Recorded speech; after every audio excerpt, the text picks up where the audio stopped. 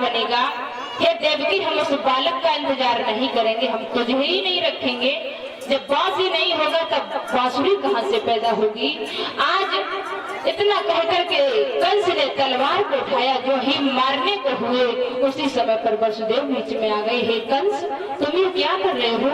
आज मेरी शादी का प्रथम दिवस है और अभी तो देवकी अपनी दहली पर भी नहीं पहुंच पाई है और बीच में ही मेरे साथ में पहले ही दिन इतना बड़ा अपमान। हे कंसराज, मैं तुम्हारे हाथ जोड़ता हूँ, अपनी बहन को ना मार करके तुम मेरे गले में कटारी मार दो, क्योंकि जब मैं ही नहीं रहूंगा तुम्हारी बहन देवकी विधवा हो जाएगी और विधवा हो जाएगी तो इसके गर्भ से कोई बालक पैदा नहीं होगा। कंस कहने लगा, इस बात पर कौन भरोसा करे? क्या भरोसा तुम्हारे न रहने के बाद में इस दुष्ट बहन ने किसी दूसरे के साथ में शादी कर ली? ये थोड़ी बोला है कि जो वसुदेव जी से बालक पैदा होगा वो तेरा काल बनेगा। आकाशवाणी ये हुई कि जो देवकी के गर्भ से बालक पैदा होगा वही मेरा काल बनेगा। इसलिए मैं इस दुष्ट बहन को आज नष्ट कर देंगे। उसी समय पर वसुदेव जी ने कसम खाई कि हे कंसराज, मैं इस यमुना मैया की सौगंध खा करके कहता हूँ, आज तुम देवकी को छोड़ दो, उससे मौत मत दो। इसके गर्भ से जो भी बालक पैदा होंगे मैं तुम्हें उसी समय पर समर्पण कर दूंगा। पैदा होते ही होते मैं तुम्हारे चरणों में डाल दूंगा आकर के। जब इस तरीके से वसुदेव जी ने विनती की तब कंस ने कहा, मैं बटोसों में नहीं जाने दूंगा, क्या पता तुम्हारे विचार बदल जाएं। उसी समय पर इसने अपनी जेल में बंद कर दिया है। धीरे धीरे समय बीता, वसुदेव देवकी उस जेल में रह रहे हैं। प्रथम बालक पैदा हुआ, जो ही पैदा हुआ उसी समय पर वसुदेव जी ने कहा कि देवकी, इस बालक को मुझे दे दो, क्योंकि मैंने यमुना मैया की सौगंध खाई है कि जो भी तुम्हारे गर्भ से बालक पैदा होंगे मैं कंस के हवाले करूंगा। आज उसी समय पर देवकी ने रोते बिलखते अपने पुत्र को दिया है वसुदेव जी की गोदी में। आज उसी प्रथम पुत्र को लेकर के वसुदेव जी मथुरा में पहुंचे हैं कंस के दरबार में और कहा, लीजिए महाराज, मैंने आपसे सौगंध बोली थी, जो भी देवकी के गर्भ से बालक पैदा होंगे मैं तुम्हारे चरणों में समर्पण कर दूंगा। लो प्रभु, हे कंसराज, ये मेरा प्रथम बालक है। जब इस तरीके से कंस का वसुदेव का त्याग देखा है कंस ने, कंस को दया आ गई कि देखो वसुदेव जी कितने पक्के वादे के हैं। कंस को दया आ गई। कंस सोचने लगा कि अब मुझे भरोसा हो गया कि ये अपना हर बालक मुझे समर्पण कर देंगे।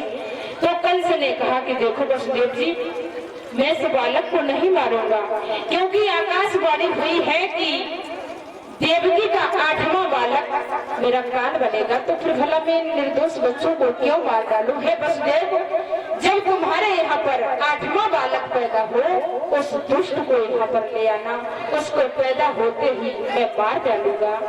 जब इस तरीके से कंस ने उस बालक को लौटाया, ब्रह्मण सुखदेव जी बोले कि हे राजन परीक्षित, उस बालक को लेकर वसुदेव जी जेल में आए।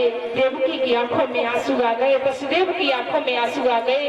एक ही प्रार्थना की कि हे भगवान, हम दोनों पति पत्नी की उम्र कंस को लग जाए जिसने मेरे बच्चे पर रहम किया है, मेरी भी उम्र उस कंस को लग जाए, उसकी मृत्यु ना हो। इस तरीके से इधर तो देवकी और वसुदेव कंस के लिए भगवान से दुआएं करते हैं। इधर बताया है कि देव ऋषि नारद ने देखा, देवताओं ने सोचा कि इस तरीके से दुष्ट ये दया करता रहा तो भगवान का अवतार नहीं होगा, इसलिए कुछ उपाय करके ऐसा करना चाहिए कि जितनी जल्दी हो पापों का घड़ा भरे और भगवान का अवतार हो। उसी समय पर देवताओं ने देव ऋषि नारद बाबा को भेजा कि जाओ तुम कंस की बुद्धि को भ्रमित करो, जिससे वो इन बच्चों का बचपन में ही अंत कर दे। उसी समय पर आज देव ऋषि नारद मथुरा में आए हैं, कंस के दरबार में पहुंचे तो नारद बाबा को देख करके कंस ने प्रणाम किया, सिंहासन डाला और कहा, बाबा जी आप तो बहुत दिनों में आए हैं, मैं धन्य हो गया हूँ जो आप जैसी मूर्ति, संत मूर्ति मुझे मेरे दरबार में पधारी है।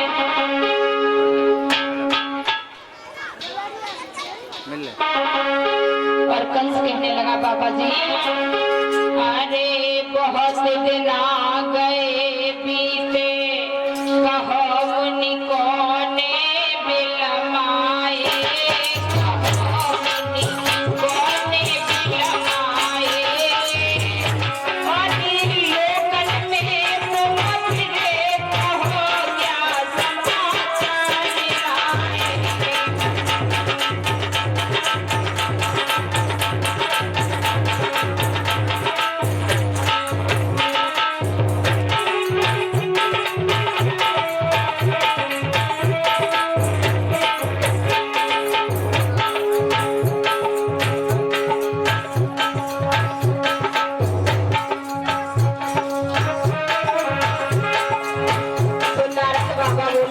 कल